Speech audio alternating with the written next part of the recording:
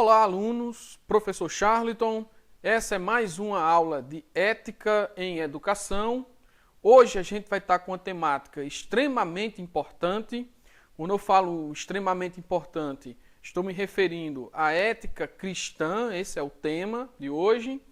E esse período, essa ética, em termos de fundamentação, de profundidade, ele tem um marco histórico extremamente significativo, que data-se por ali, por volta de 300 depois de Cristo e vai até mais ou menos 1400, 1500 depois de Cristo.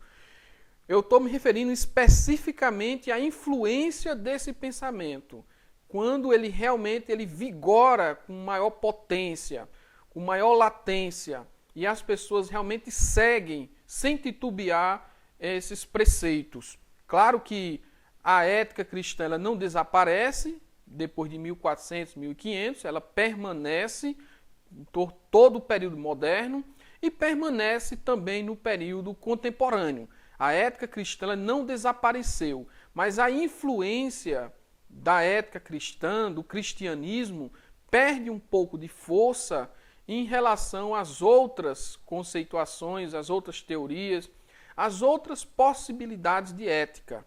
Então, não é que a ética cristã some, sai de cenário. Ela permanece, ela é extremamente ainda influenciadora, mas ela perde um pouco de espaço porque surgem outras possibilidades éticas nesse cenário. Para que a gente possa aqui falar mais profundamente a respeito dessa ética medieval cristã, é preciso a gente voltar ao seu protagonista, que é Jesus Cristo. E aí muita gente já conhece a história, já conhece o aspecto religioso e até um pouco do aspecto filosófico do cristianismo, de Cristo, mas quando a gente vai tratar nessa disciplina sobre as questões pormenores que ligam, que dão possibilidade justamente a essa ética, é preciso a gente retomar em alguns pontos essenciais. Então, já dando início propriamente a esse ponto, é preciso a gente dizer o seguinte: Cristo, ele viveu ali no Oriente, o que a gente chama hoje de Oriente Médio. Mais especificamente, ele nasce em Belém e vai conviver, vai viver e morrer ali onde hoje é Israel, né, em Jerusalém. Bom, tem algumas informações contraditórias, algumas informações que não fecham esse aspecto histórico de Cristo, mas o que se sabe é que ele viveu, tem relatos ali período da adolescência, digamos, de Cristo, e depois ele volta adulto, ali 33 anos, e justamente é o período da morte de Cristo. Que é a fase aqui mais importante. É justamente quando ele volta para, digamos assim, a salvação do povo daquela região, para a salvação do mundo, que ele é tido como Messias, como Salvador, e o que ele prega, o que ele fala, é justamente o que vai tornar viável os seus seguidores, aquelas pessoas que realmente vão se espelhar no comportamento, nas falas, nas palavras do cristianismo. Então, o ponto que a gente coloca nessa questão da ética cristã, inclusive, pessoalmente, eu considero uma das mais bonitas, a utilizar essa palavra, eu considero também, por ser a mais bonita, a mais difícil de se seguir. Quando eu falo isso, a mais bonita e a mais difícil, talvez, de se seguir, é justamente naquela linha em que Cristo prega, em que você deve amar o próximo como a si mesmo. Por si só, a frase, o contexto, a ideia é realmente impressionante. Amar o próximo como a ti mesmo. Isso significa dizer abandonar o seu egoísmo, abandonar tudo aquilo que você tem, que você quer construir, digamos assim, para si próprio, e passar a ter empatia, a observar o outro, a amar o outro, assim como você se ama. Em outras palavras, é aquilo que você não quer que aconteça com você, também não quer que aconteça com o próximo, com o outro. E mesmo que aconteça com você, que aconteça com você. E que evite de acontecer com o seu próximo, evite de acontecer com a outra pessoa. A gente já observando esses pontos, observando essas falas, a gente percebe o quanto é complexo, o quanto é difícil o indivíduo abandonar esse eu, abandonar esse egoísmo, abandonar toda essa introspecção do comportamento e passar a observar essa ideia, essa relação que você tem com o próximo. Não é para todo mundo, por isso que eu falava, é bonito, mas é difícil, mas também, ao mesmo tempo, serve de horizonte, serve de baliza, serve para nortear alguns seguidores, algumas sociedades, algumas igrejas, digamos assim, algumas religiões, e evidentemente também que, mesmo que você não seja cristão, mesmo que você não siga, não seja influenciado pelo pensamento cristão, você acaba de alguma maneira seguindo, porque você tem cultura cristã. Então, além de influenciar as religiões, de influenciar todo um comportamento moral, um comportamento ético na sociedade, influencia de forma decisiva também a cultura. E quando a gente fala que influencia a cultura, isso abrange muita coisa, aumenta o leque de reflexões que a gente deve fazer em relação a esse ponto. Principalmente porque cultura é absolutamente tudo. É tudo que você produz, é tudo que você faz, é tudo que você tem em termos de comportamento, de ideias, de construção. Então, essa labuta, esse agir, esse fazer, essa produção que você tem, tudo isso é cultura. E quando a gente diz que o pensamento cristão influencia tudo isso, então influencia tudo aquilo que você tem em termos culturais, de maior grau ou de menor grau. Por influenciar não significa dizer que você exerce de forma categórica, decisiva, ao pé da letra, aquilo que é postado, aquilo que é pregado pelo pensamento cristão. Como já falei, é difícil, é complicado, não é para todo mundo, não são todos que irão exercer ao pé da letra os segmentos de fatos doutrinários da perspectiva cristã. Principalmente nesse ponto de amar o próximo como a ti mesmo. Além de outras passagens, como por exemplo, não fazer distinção em relação às pessoas. Tanto faz um mendigo, um aleijado, um cego, um rico, um pobre, um branco, um preto, de cultura, de religião diferente, de comportamentos éticos deploráveis, enfim, todos esses segmentos, todas essas classes, todas essas pessoas cabem na ética cristã. Cabe, quando eu digo na ética cristã, lembrando aquilo que a gente fala de ética. O que é que a ética mira? O que é que a ética quer? A ética quer o bem, né? O bem supremo, o bem superior, o bem máximo. E esse bem deve atingir de forma universal todas as pessoas. Então, quando a gente pensa na ética cristã nessa linha, está se dizendo então que todas as práticas, todos os comportamentos, todas as classes, todas as pessoas cabem nessa perspectiva de ética cristã. Inclusive, colocando aquilo que talvez seja mais importante para a doutrina cristã, que é a ideia do perdão. Perdoar. Ou seja, aqueles que praticaram mal, aqueles que feriram de alguma maneira as outras pessoas, aqueles que causaram dano à sociedade, aqueles que provocaram choro, morte, sangue, todos esses mesmo nessa prática que não é um bem, cabe nessa perspectiva do perdão da ética cristã. Então eu devo perdoar a todos, sem julgamentos profundos, porque, segundo a mesma doutrina, quem tem a condição real, a condição essencial, profunda, verdadeira, de fazer esse julgamento sobre o erro, sobre o pecado, não são as pessoas, mas apenas Deus. Ou seja, o Pai Celeste, o divino, o ser divino, é que tem essa condição de fazer esse julgamento. Por essa razão, o pensamento cristão vai perdoar a maldade, digamos assim, o pecado que existe no mundo.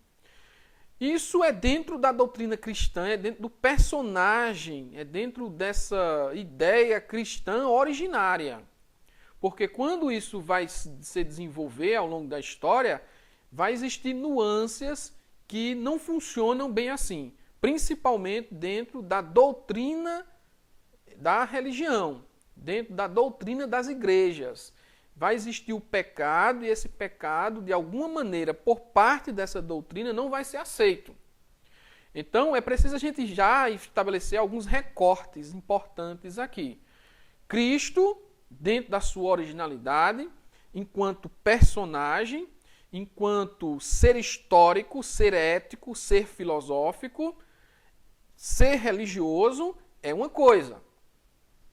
E Cristo, como conceito, como doutrina, como preceito religioso, como ideia religiosa, dentro das doutrinas religiosas, é outra coisa. Então, estabelecendo esse recorte, é preciso dizer o seguinte: há uma interpretação filosófica do cristianismo, de Cristo, e existe uma interpretação também filosófica, sociológica, antropológica, da doutrina da religião cristã. A gente não pode dizer que a ética ou mesmo a moralidade cristã é homogênea para todos os segmentos cristãos, para todos os estados cristãos, para todos os povos cristãos. Uma coisa é você falar do cristianismo ortodoxo, outra coisa é você falar do cristianismo ocidental, digamos assim. Uma coisa é você falar do cristianismo católico, outra coisa é você falar do cristianismo evangélico, protestante. São segmentos éticos, morais diferentes. Não são totalmente. Claro que existe algo em comum entre essas doutrinas, entre essas pessoas, entre esses seguidores, essas religiões. Mas existe também as diferenciações. E quando a gente vai falar de ética cristã, pela uma perspectiva filosófica, é importante que a gente destaque alguns desses pensadores que interpretaram o pensamento cristão, o pensamento de Cristo, as palavras de Cristo e, consequentemente, o Evangelho, a Bíblia, as palavras, as Sagradas Escrituras. E claro que esses pensadores vão fazer alusões ou analogias, paralelos a outros pensadores de tamanha importância também dentro da ideia filosófica cristã. Estou me referindo especificamente a Sócrates, que vai ser importante nessa questão Cristo e filosofia grega, e também Platão e Aristóteles, que inclusive a gente já estudou, já tem a aula sobre eles, sobre esses três personagens. Como é que a gente vai ver isso direito? Como é que Sócrates, de certa maneira, vai ser importante nessa leitura do pensamento cristão? Como é que Platão também vai ser importante nessa leitura, nessa interpretação do cristianismo? E como é que também Aristóteles vai ser importante para esse segmento doutrinário, conceitual, teórico da filosofia ética de Cristo? E para a gente já começar a entrar nesses pormenores, é importante então a gente destacar aquele que é considerado um dos primeiros filósofos a interpretar e a construir uma ética cristã. Me refiro a Agostinho de Hipona, filósofo que está ali justamente no início dessa influência mais forte do cristianismo, que é justamente do ano 350, 400 depois de Cristo, que ele vai estar construindo exatamente aquilo que a gente chama da patrística medieval, que é uma filosofia, uma corrente filosófica que vai utilizar-se cabalmente, exatamente, da doutrina cristã, do pensamento cristão, da Sagrada Escritura para fundamentar a filosofia, para fundamentar o pensamento filosófico. Mais uma vez, enfatizo que, quando a gente fala do pensamento filosófico nessa perspectiva da doutrina cristã, para dar aula de ética, é evidente que eu estou me referindo também à ética cristã filosófica que aquele período colocava, que a filosofia patrística de Agostinho de Hipona colocava. Rapidamente, Agostinho de Hipona, ele é um indivíduo que, a princípio, não tem a filosofia cristã, ele não é cristão, ele é daquele segmento chamado de maniqueísta. O maniqueísmo é uma espécie de religião também, que prega que existe duas vertentes, o bem, por um lado, e o mal, por outro. Então, ele é adepto, inicialmente, justamente a essa condição. No mundo, a prática das pessoas sempre vão estar voltadas para o bem e para o mal. Ele também não teve uma vida muito regrada por certos moralismos. Na verdade, se a gente for observar a rigor a vida de Agostinho, foi uma vida muito pecadora, se for pela linha cristã, no início, pelo menos. Ele costumava fazer bebedeiras, sair com mulheres, não tinha muito um zelo pelas práticas sociais convencionais. Então, era um indivíduo que realmente tinha uma certa dificuldade, digamos assim, de ser aquele indivíduo modelo, aquele indivíduo centrado numa moralidade, numa ética, para que as pessoas se orientassem por ele. Isso no início da vida. Isso está posto exatamente nas obras mais importantes de Agostinho, que é realmente as confissões, a confissão de Agostinho, que é uma série de livros, de relatos que ele faz inicialmente da sua vida até chegar ao cristianismo.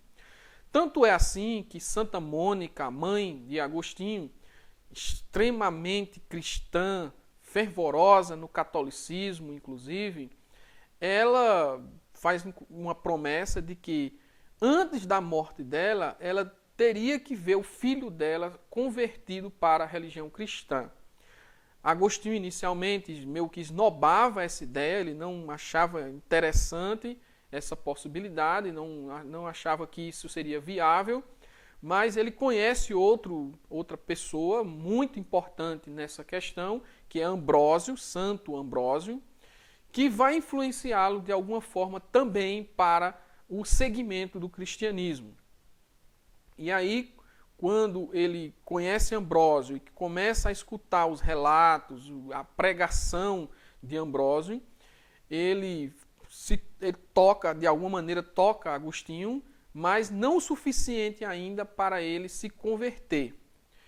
Só em um determinado momento, que se fala na confissão, enfim, nos relatos, e que ele teve um sonho, ele escuta a voz de uma espécie de anjo, de criança, falando para que ele seja não só convertido para a religião cristã, como ele seja também uma dessas pilastras da doutrina cristã, do pensamento cristão. Isso toca muito fortemente Agostinho e, de repente, como uma espécie de milagre, Agostinho realmente se converte ao cristianismo e passa a seguir os preceitos do cristianismo.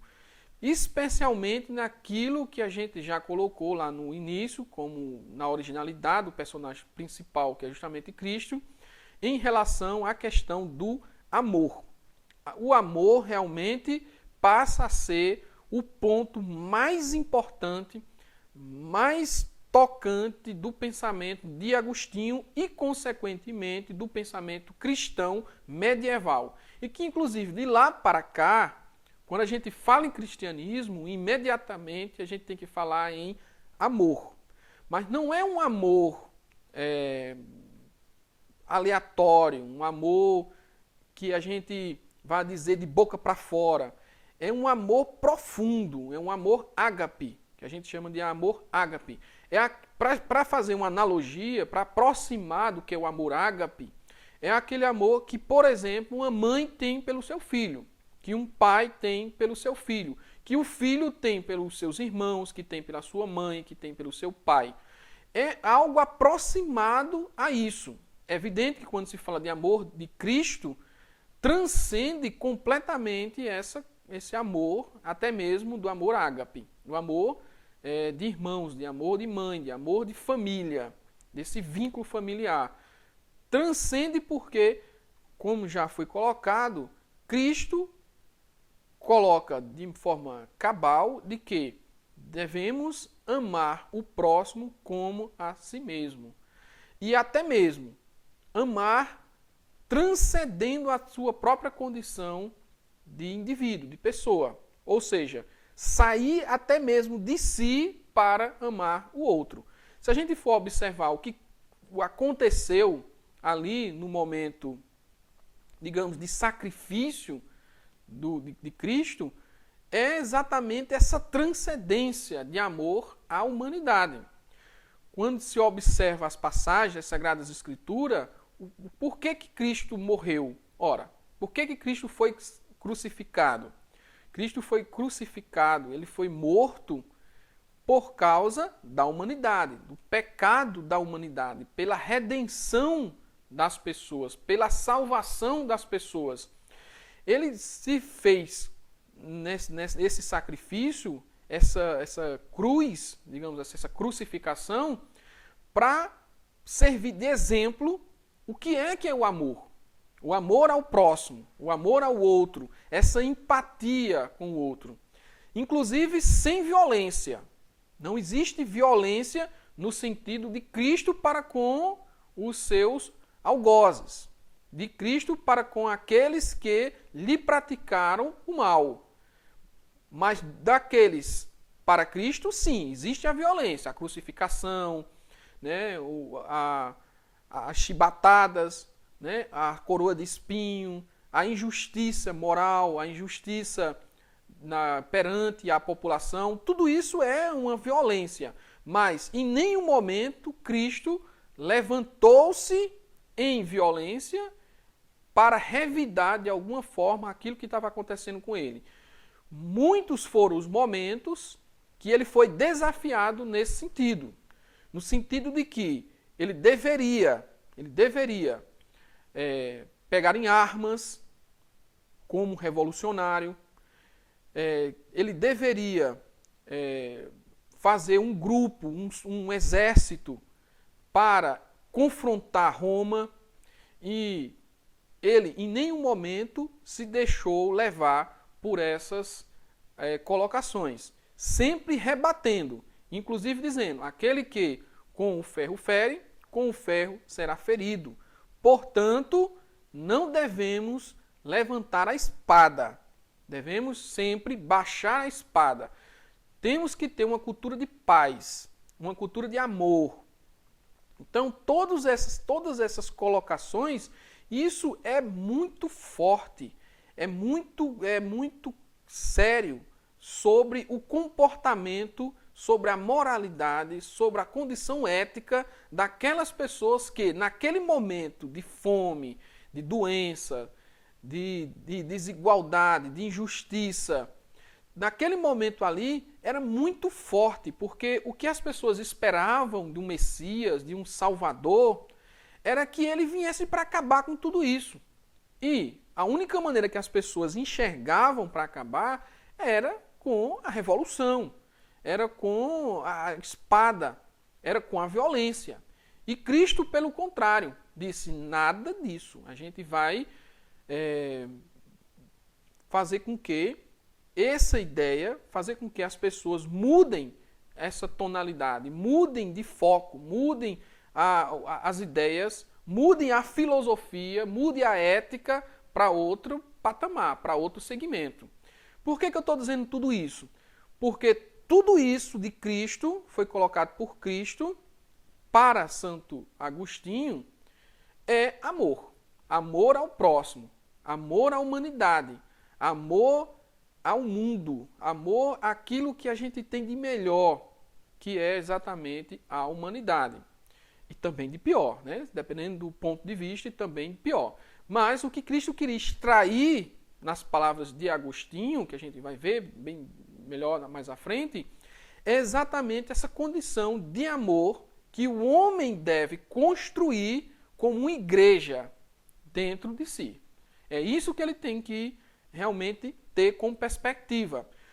Uma vez observando esses pontos que eu acabei de colocar, o amor, a paz, a fraternidade, essa condição do perdão, muito importante, todos esses pontos vão ser realmente fundamentais para a construção ética do período medieval. Do período medieval, entre aspas, para o pensamento filosófico medieval.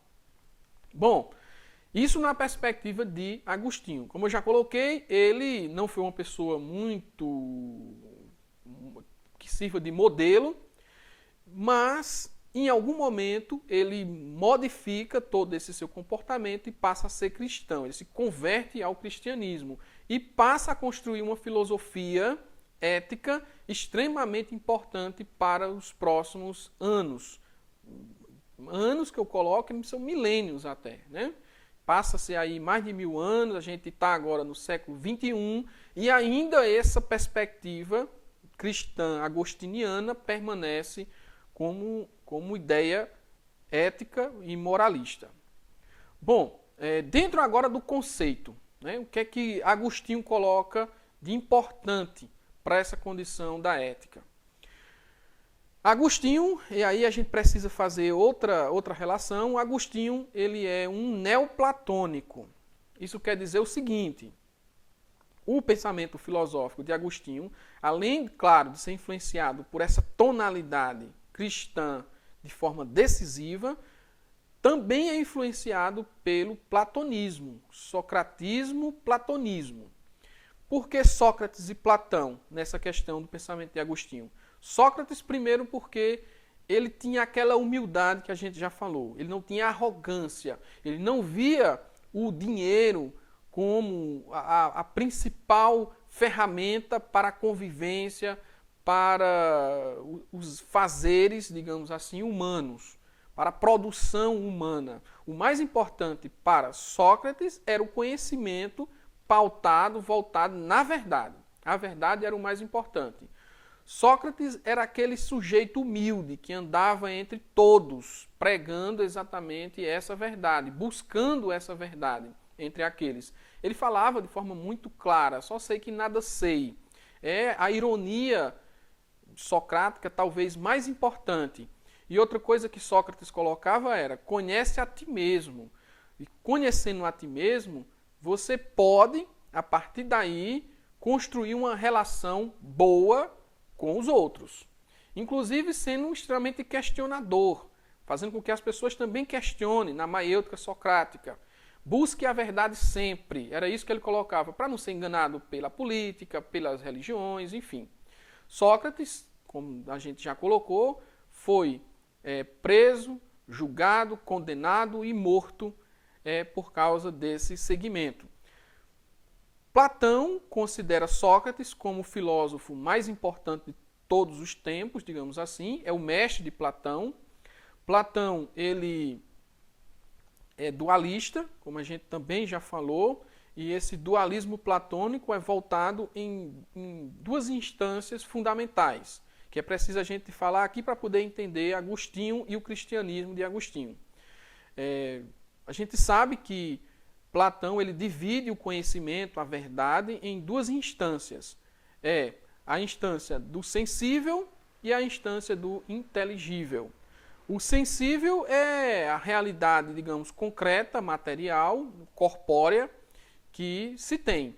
Que ele coloca, primeiro você, nesse degrau, digamos, do conhecimento, você passa pelas sombras, ou seja, um conhecimento turvo, um conhecimento que a gente não recorda de tudo, ascende para a opinião, é quando vai clareando um pouco mais as suas ideias, a sua razão, e saindo do sensível para o inteligível, você encontra a ciência, você encontra a matemática, a geometria, que vai, de forma decisiva, possibilitar que você tenha um bom raciocínio, uma boa compreensão da verdade. Só que a última instância para Platão ainda não é no âmbito da ciência, da matemática, mas é no âmbito da dialética. É na dialética que você alcança a pura forma, o máximo, o ápice do inteligível, conhecendo a verdade de forma mais profunda, conhecendo inclusive na recordação máxima com o demiurgo. E o bem estará lá, como um sol iluminando a todos. É por isso que ele vai dizer que o filósofo é quem tem essa condição de chegar à dialética, e chegando à dialética, essa verdade, a esse sol iluminador da razão, ele terá condições de governar, porque ele não vai praticar o erro, o errado, não vai ser um governador, digamos assim, mau, porque ele desconhece a maldade, porque ele só conhece o bem, só conhece a verdade. Bom, eu tive que voltar a esse ponto de Platão para a gente entender agora o pensamento de Agostinho mais decisivo. Agostinho também vai dividir a instância da ética, a instância da verdade, a instância do bem, digamos assim, em dois âmbitos. O âmbito do mundo corpóreo, como Platão, e o âmbito do mundo inteligível, aonde o bem estará lá com Deus. Deus está com esse bem máximo. Quem é que está no bem, digamos assim, na parte do bem não profundo, não tão realmente considerável para Agostinho? Os homens estarão na terra. É por isso que ele vai escrever 2 livros para ilustrar exatamente essa reflexão, esse conceito, que é a cidade dos homens e a cidade de Deus. A cidade dos homens, claro, é esse mundo aqui, real, corpóreo, palpável, que estamos todos inseridos. Inclusive o mundo do pecado. É um mundo onde o erro do homem, ele acontece de forma mais decisiva, acontece de forma mais categórica, mais comum, digamos assim. Então, os homens são pecadores e estão na terra, que é preciso se libertar desse mundo corpóreo, desse mundo material, desse mundo físico, desse mundo em que o bem não está lá, que a verdade não está lá. A verdade não está no âmbito do mundo dos homens. A verdade está, consequentemente, na redenção, na salvação, no abandono a esse apego aos bens materiais.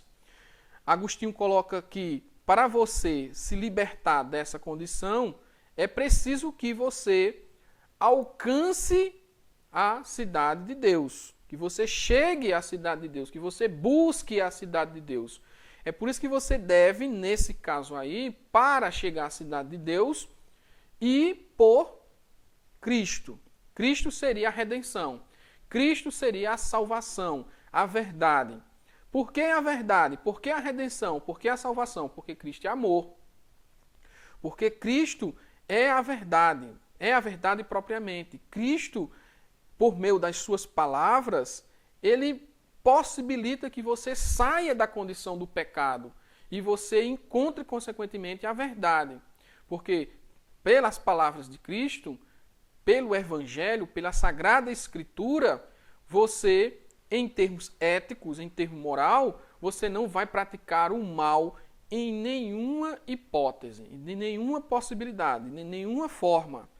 Então, a principal colocação que Agostinho faz em relação a essa questão de Cristo é você abandonar, consequentemente, o mundo material, o mundo corpóreo. Tanto é que quando a gente vai observar, fazer leituras, assistir alguns filmes, enfim, sobre esse período em específico, o que mais acontecia para se libertar do pecado era a autoflagelação, digamos assim. Ou seja, aquele indivíduo que estava ali na sua consciência, achando que pecou e que estava realmente nessa condição do pecado, para ele se redimir desse pecado, ele se autoflagelava, ou seja, se chicoteava.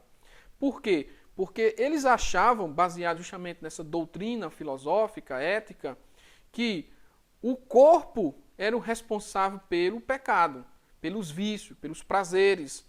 Então, para que o corpo não contamine a razão, não contamine a religião, a filosofia, a moral, era preciso se chicotear, se autoflagelar. E até mesmo isso acaba depois causando uma série de problemas também éticos na história da Igreja Católica, que considerava que aquele pecador era considerado como um herege, era considerado como algo que deveria ser eliminado, digamos assim, da convivência entre os homens. Então, era por isso que a gente tem relatos históricos que em alguns momentos a igreja condenava essas pessoas até a morte, como por exemplo, queimando-as, ou até torturando de alguma maneira, prendendo-a. Então, a Inquisição era responsável exatamente por julgar essas pessoas por essa linha. Os mais influentes nesse período aí, lembrando que era o clero, na figura do Papa, e dos bispos, arcebispos, padres, enfim. Todos esses eram importantes para fazer esse julgamento baseado exatamente nesse preceito agostiniano, nesse preceito filosófico, ético, na qual considerava que o corpo, os prazeres, o vício material, o vício apegado justamente ao pecado, era responsável por todo o mal e que era, portanto, preciso eliminar esse mal. Como é que você então chega à redenção? Como é que você então chega à cidade de Deus? Como é que você encontra Cristo? Ora, pela Sagrada Escritura, pela palavra cristã, pela palavra da Bíblia. Esse é justamente o elo de ligação entre Pai, Filho e Espírito Santo. O Espírito Santo aqui, no caso, é justamente o Espírito de Cristo ligado com Deus em suas palavras, naquilo que ele pregou, no exemplo que ele deu. Então esse é o Espírito Santo, é o Espírito da paz, é o Espírito do amor, é o Espírito que vai possibilitar a todos alegria, felicidade, uma sensação de salvação, o sentimento de salvação. Então, por isso que Agostinho, nesse caso aí, ele vai dizer que é preciso o indivíduo, o tempo todo, buscar a palavra de Cristo, buscar a sua salvação, buscar a verdade, buscar sair dessa condição do pecado, do erro, dos prazeres, da materialidade, buscar justamente essa salvação na Sagrada Escritura, na palavra de Cristo, em busca dessa cidade de Deus. Um outro filósofo importante que a gente pode colocar nessa discussão também desse período medieval é Tomás de Aquino, Santo Tomás de Aquino, que também influenciado pela filosofia, pelo pensamento cristão, pela doutrina cristã, e também influenciado pela filosofia grega. Quanto Agostinho é influenciado por Platão, Tomás de Aquino é influenciado por Aristóteles. Vamos analisar aqui por que nesse ponto também da filosofia tomista, ele é importante em relação ao pensamento aristotélico. Aristóteles, como a gente sabe, é um filósofo realista, discípulo de Platão. Estou voltando justamente para a gente entender. É discípulo de Platão. Ele vai dizer que a verdade ele não está em um transcendente propriamente, como Platão acreditava, no mundo das ideias, mas está aqui no mundo concreto, no mundo real, no mundo onde a gente se relaciona, convive, sente, enfim. Esse é o ponto de Aristóteles. E ele vai dizer que uma das dádivas mais importantes dessa condição humana é justamente a razão para você alcançar essa verdade. Essa razão aí que é constituída por a lógica que vai organizar todas as nossas ideias, todas as nossas categorias de faculdades do juízo e que a partir dela a gente vai entender de forma mais centrada, mais equilibrada, digamos, aonde é que a gente vai buscar toda essa verdade, vai entender toda essa verdade, a compreensão de toda a verdade. Então, só com um juízo equilibrado, harmônico, é que a gente alcança tudo isso. E isso só é possível a partir da lógica, a partir dessa condição da razão humana, que é uma das dádivas mais importantes na condição humana. Bom, o que é que isso tem a ver com o pensamento cristão e, consequentemente, da escolástica medieval e do pensamento de Tomás de Aquino? Tem a ver que Tomás de Aquino vai dizer que para que você alcance a felicidade, para que você tenha uma boa convivência entre as pessoas, para que você seja aquele centrado na filosofia cristã, no pensamento cristão, na moralidade cristã, na ética cristã, é preciso você pensar inclusive filosoficamente, profundamente. Porque se você não pensa profundamente, se você não entende, não compreende profundamente os preceitos cristãos, o dogma cristão, a doutrina cristã, a tendência é que você erre, que você se desvie. E todo esse entendimento não é um entendimento como Agostinho colocava, que você tem que buscar exatamente no transcendente, pautado naquela influência de Platão. Mas é no seu dia a dia, no seu cotidiano, é nos seus afazeres dioturnos que você tem que praticar. É na sua prática sistemática, diária, até racional que você tem que fazer isso, que você tem que construir isso. Por que isso? Ora, porque você tem uma dádiva, como Aristóteles colocava, que é justamente a razão.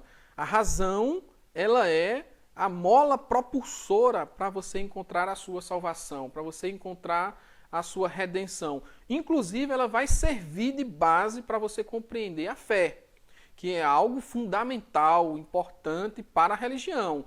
Tanto lá em Agostinho, em toda a patrística, como também aqui na escolástica, em Tomás de Aquino. Então, Tomás de Aquino, ele vai dizer que é importante que você tenha essa condição racional para entender a fé e, consequentemente, a partir desse processo racional, compreendendo a fé, você alcance essa redenção na Sagrada Escritura, no pensamento cristão e em Deus. Deus, para Tomás de Aquino, é muito parecido com aquele Deus aristotélico, do primeiro motor imóvel. Tomás de Aquino também vai dizer que existe esse Deus, né, que impulsionou tudo e que o resultado desse impulsionamento, desse movimento é exatamente Cristo. Cristo é a salvação, Cristo é a verdade, Cristo é a salvação, é a verdade também pela sua doutrina, pela sua ética, por aquele exemplo que ele deixou, que é exatamente o amor, a paz, a felicidade com o outro e não somente consigo, né? Então, ele é esse indivíduo racional que busca exatamente essa paz em Cristo. Como é que isso acontece efetivamente no conceito tomista? Acontece que, para Tomás de Aquino, somos imagem e semelhança de Deus. Essa frase emblemática, importante, ela nos serve nesse momento para a gente entender exatamente como é que Tomás de Aquino compreende a relação de Deus, Cristo, com os homens.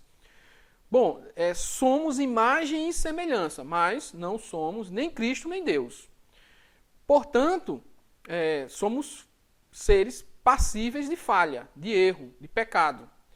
Só que, para aprimorar cada vez mais essa imagem e semelhança, é preciso que a razão ela se aproxime cada vez mais de Deus, uma vez que a razão também é imagem e semelhança de Deus. Se Deus tem um intelecto, os homens também têm o seu intelecto, que é semelhante à de Deus, que é semelhante, nesse caso, a Cristo, que é semelhante àquilo que Cristo deixou. Seria a forma mais próxima que a gente tem de conexão, de ligação entre Deus e os homens. Cristo seria exatamente isso. Digamos que Cristo é aquilo que a gente chama exatamente do Espírito Santo. Quando a gente chama de santo, é preciso a gente voltar. O que é santo? Santo, no latim, quer dizer inseparado, né? Aquele que é diferente, digamos assim.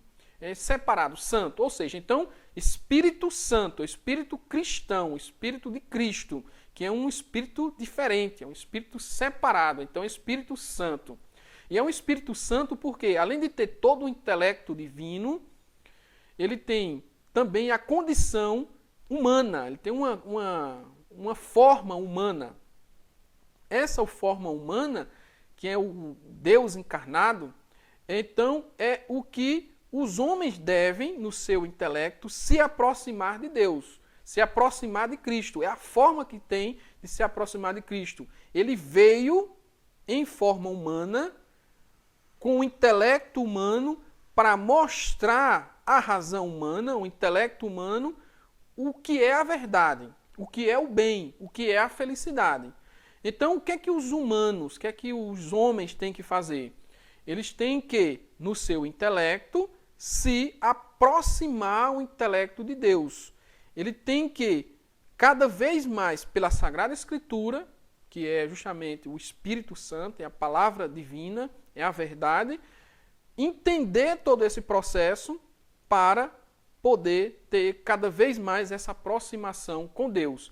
Isso não precisa ser necessariamente após a morte. Isso pode ser na prática, no cotidiano.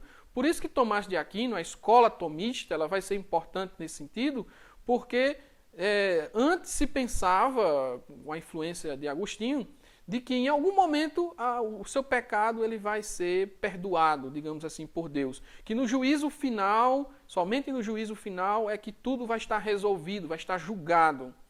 E com a doutrina tomista, com a doutrina escolástica, essa condição sai desse patamar, digamos, transcendente, metafísico, e passa a fazer parte da nossa vida cotidiana.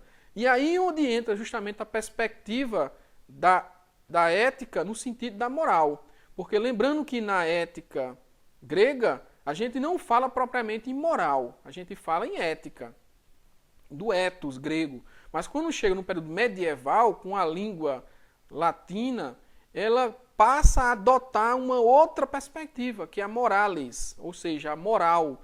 A moral aí se liga com justamente o pensamento de Tomás de Aquino no sentido do prático. É no agora, é nesse momento que a gente tem que fazer exatamente essa busca pela redenção, pela salvação, pela verdade, pela exclusão do pecado. É nessa linha que a ética, ela agora passa a ser, no sentido filosófico, como ciência, e investiga propriamente o nosso comportamento, a nossa conduta, que nesse momento aí está muito centrado nessa condição religiosa, filosófica religiosa, da doutrina cristã católica.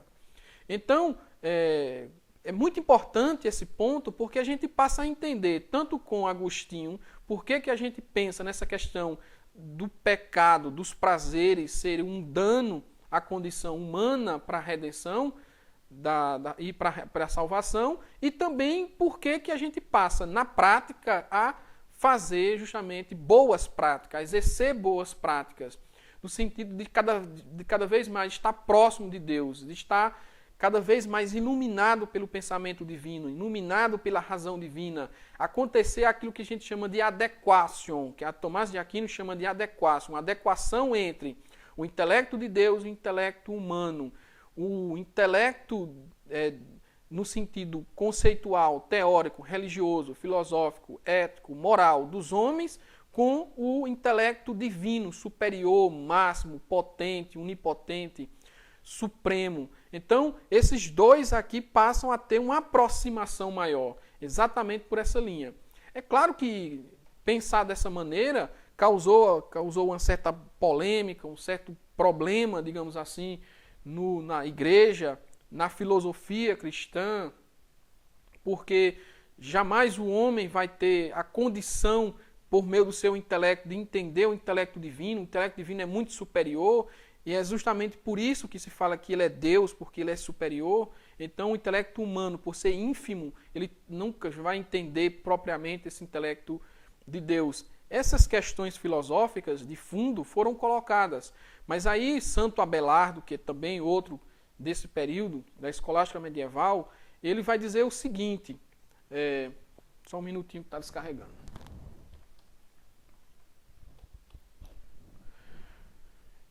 Ele vai dizer o seguinte, retomando aqui, ele vai dizer o seguinte, não é porque eu não tenho fé que eu penso para compreender a Deus, mas exatamente o contrário.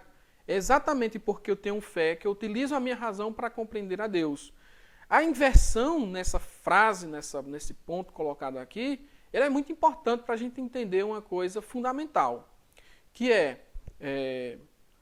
inicialmente o que se colocava, você tem que ter fé. Fé é o arcabouço fundamental, essencial para a condição da vida, a condição do entendimento, da compreensão da existência. Isso mais fortemente por parte de Agostinho, de toda a patrística, enfim. Quando chega na escolástica medieval, Tomás de Aquino, Abelardo, Anselmo, enfim, e outros pensadores, filósofos, pensadores desse período, ele vai dizer, veja, a razão, ela é imagem e semelhança de Deus, ou seja, tudo que é humano, tudo que está no mundo, foi dado por Deus. É Deus que possibilita tudo isso.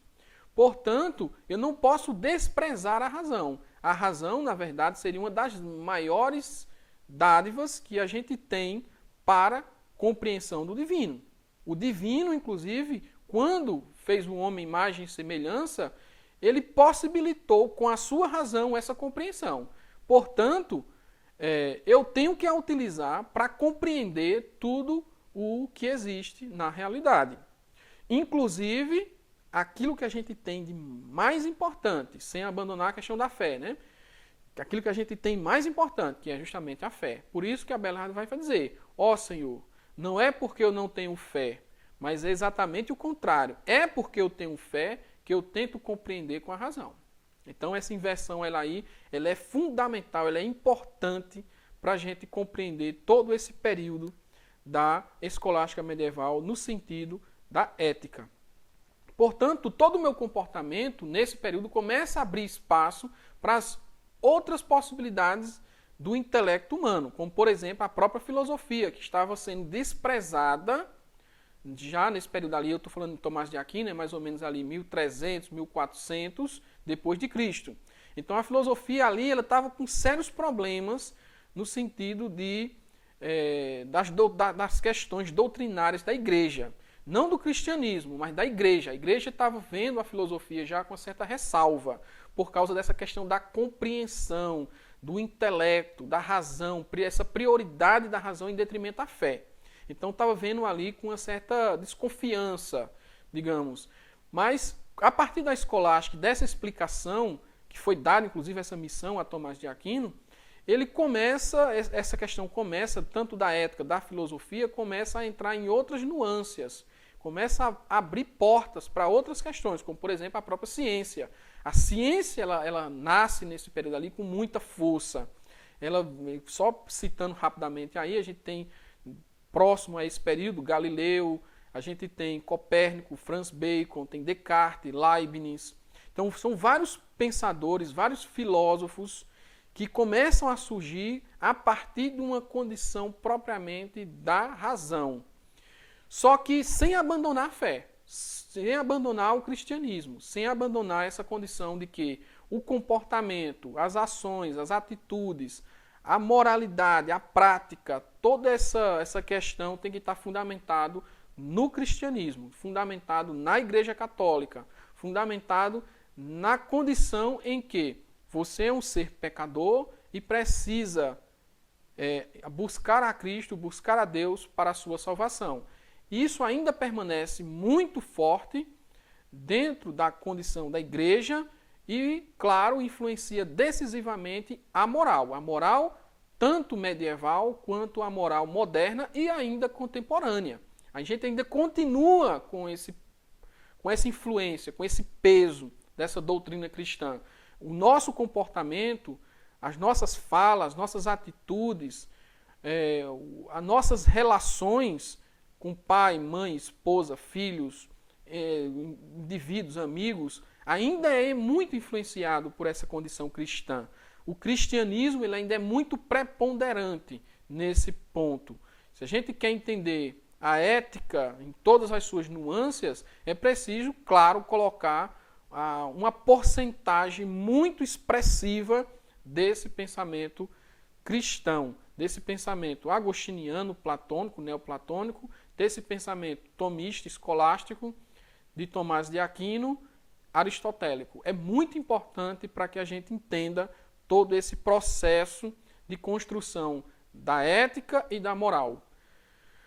Bom, pessoal, a aula de hoje ficou até um pouco mais extensa, mas devido à importância da temática, foi preciso a gente pontuar para entender toda essa cronologia, entender todo esse processo histórico, entender todos esses conceitos filosóficos para poder a gente entender como é que a ética ela se comporta, ela acontece, inclusive na contemporaneidade, baseado e influenciado nesse cristianismo.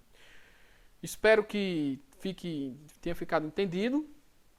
Novamente, deixem os comentários na plataforma. Na medida do possível, eu vou fazer essas leituras. Em algum momento, eu vou dar esse feedback para a gente ir aí observando e tendo uma noção sobre aquilo que está sendo apreendido. Tá bom? Então, um grande abraço e até a próxima.